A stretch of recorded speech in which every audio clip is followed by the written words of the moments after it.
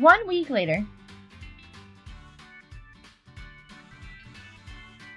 I found myself in a meeting with Melanie, giving her Ryuki's feedback and suggestions minus all the extra harshness.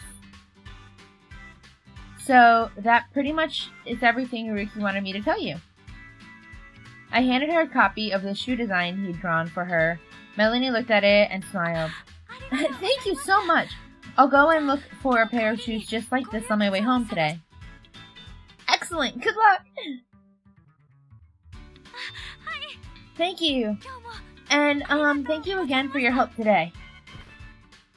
Still smiling, she stood up. Her expression was sweeter and brighter than I'd ever seen it. It wasn't long ago that she'd just stare at the floor and mumble with zero confidence. Now she smiles constantly whenever I see her. This is great. She even asked to join the next matchmaking party, so I'm sure it won't be long till she finds someone. And I have to make sure I'm there to support her the entire way. That's my duty as her advisor, and as Cupid. We can do it.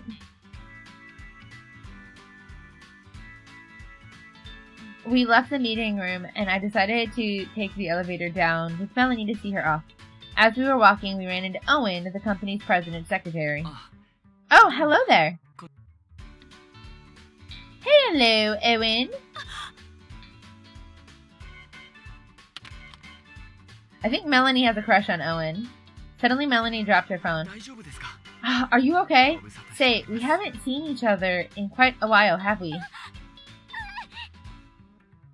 Out of nowhere, Melanie's face turned bright red and she suddenly turned and ran away. Melanie? Huh? Her phone.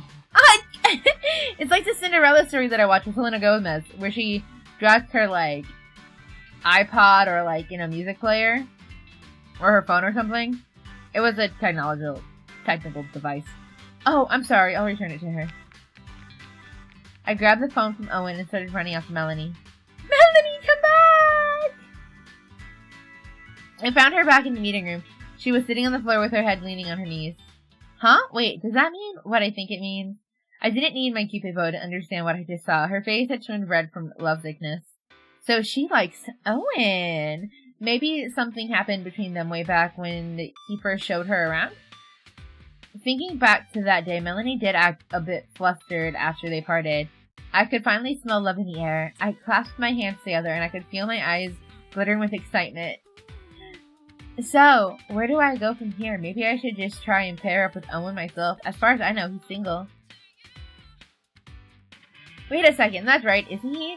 I opened my laptop and searched a member database for his name. Ah, there we go, found it. Just as I thought, I found his name right there in the Cupid Corp membership list. It seems like he took a bit of a break because of work, but he was definitely still a member. Melanie, you dropped your phone. I'm so sorry! She grabbed her phone and shot up to leave, but I called out to her before she could disappear. You might be interested to know, Owen is actually a member of Cupid Corp. Huh? If you want, I could submit a request to set the two of you up on a date. But I'm not... Listen, Melanie, you're a beautiful woman, and Owen has been listed as inactive for the last year. I'd be happy to contact his advisor and see if he'd be interested in becoming active again. What do you say? So yes. Are you sure that's a good idea? Absolutely.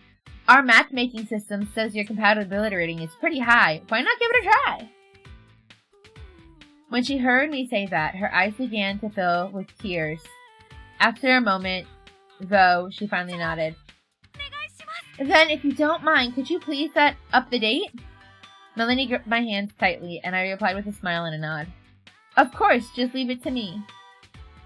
At least Melanie was ready to officially try out our dating services. I decided I had to strike while the iron was hot. They'd already spent time together once before, so I was sure she could talk with him easier than someone she didn't know. I would agree with this. I immediately sent a message to Owen's advisor, and I included Owen as well just to be safe.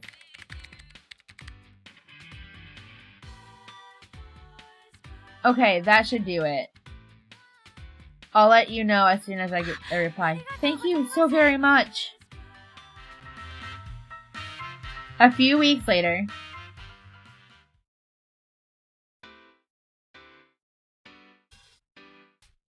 I wonder how Ryuki's been doing lately. I hadn't seen him since that day.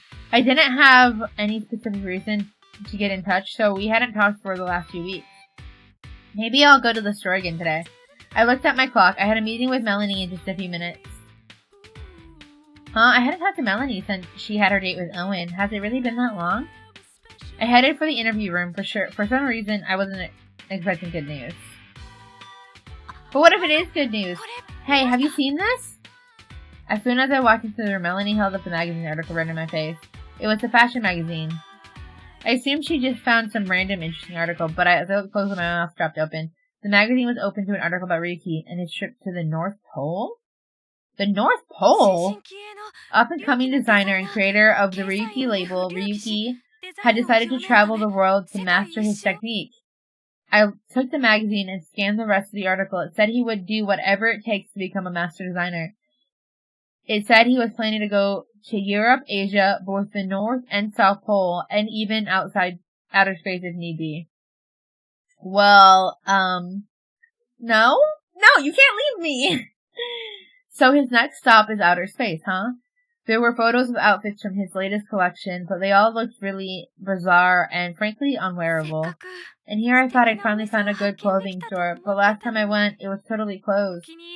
Now I'm gonna have to start all over and look for a new favorite brand. Melanie looked at the floor, clearly disappointed, and I hid my surprise at what she just told me. You closed your store, Ryuki? It was definitely news to me. I didn't show it, but I was shocked that I hadn't heard anything about it. I hate to say this, but I think he's lost his way. Well then, we'll just have to cheer him on from here. But she was right. No matter how I looked at it, it seemed like a lost cause. Apparently, Ryuki had become obsessed with his pursuit for the perfect design. He was still worried about his grandma would never. He was still worried that his grandma would never acknowledge him. But after he came up with that amazing women's lineup, I thought he found the fresh start he needed. Unfortunately, this was his choice to make. I had no say in the matter. If I'd gotten to know him better, would he have come to me about this? But the question was pointless. The fact of the matter was he didn't come to me. He made this decision all on his own. I knew it was stupid of me to try and get into fashion. Even my date with Owen was a total failure. Huh? Really? Yeah, Owen was just wearing a normal suit. Obviously, I let myself get carried away. It was so embarrassing. Every time I tried to make conversation, it was totally awkward, and I haven't heard from him at all since then. I guess I'm just not good enough. Maybe I look a little different, but nothing actually changed. I'm still the same me. Don't worry about it. I'm still here to help you. I forced myself to smile while quickly checked Owen's membership status. He canceled his membership? Was the date so bad that he decided to quit? It was my responsibility to support the two of them and make sure their date was a success, but I failed. The two of them seemed so good together. If I'd hit them with a golden arrow, it would have been true love for sure. Maybe it really isn't possible to do all of this on my own. I always thought that people could be happy with just a little support from others, but here I was witnessing Nelu's frustration. Everything's going to be okay, I promise. You're going to be just fine. But miracles do happen, trust me, but I really have to get going. What? She just left? I dashed out of the room, took the elevator down the lobby, and rushed out the front doors of the building. I looked into the sky. No, beyond that, just Celestia. I hated to admit it, but I'd lost my battle against Dad. In the end, I was just Cupid, the goddess of love. If it was my power to make people fall in love, then it's my duty to do so, and guide them through their troubles. Cupid's bow, please take me back to Celestia. I touched the bow around my neck, realized releasing my divine power. The bow emanated a dazzling light, and then... Ooh, she's going back? Next thing I knew, I was back in Celestia. Great! Before even taking a moment to feel the emotions of returning home, I ran to the Magnificent Spring. While I was in the human realm, if I wanted to help someone fall in love, I had to be close to them. Owen had entered the land of heartbreak, with no idea how to escape, so I came back to Celestia. By taking aim from up here, it didn't matter how far away he was. Owen and Melanie, where are you? Ah, there! I aimed my bow at the spring, drew it back, and full length. It was a pose that hadn't changed one bit since the day of thinking about how familiar the action had become. I let loose. The single arrow split in two, each tearing through the air, and then... Bullseye! I'd pierce the heart of Owen and Melanie with my twin arrow. I yelled out with joy. Everything would be okay. Now, I was sure of it. They'd start to miss each other and forget all about their awkward first date. They'd reach out to each other and fall in love. Once they decided to be together, they could work everything out from there, a proper happy ending. I think maybe it's better if I just fulfill my role as Cupid. I'd gone down to the human realm to get back at my dad, but in the end, this was what I was truly meant to do.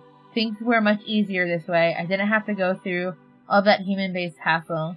In the end, I wasn't able to show Ryuki the true beauty of love. But if he can travel the world, I'm sure he'll be fine. Someday, somewhere, he'll meet his perfect match.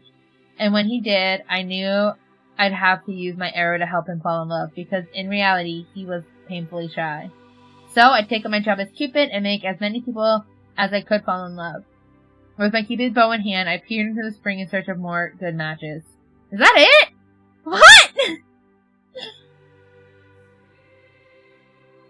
To eat some food, get some sleep, and drink some water. Thanks for hanging out with me again. See you guys in the next episode. Bye-bye! Munch, munch, munch, munch. Oh, my dog is she is so adorable! You really need to stop eating all of her food, Chi.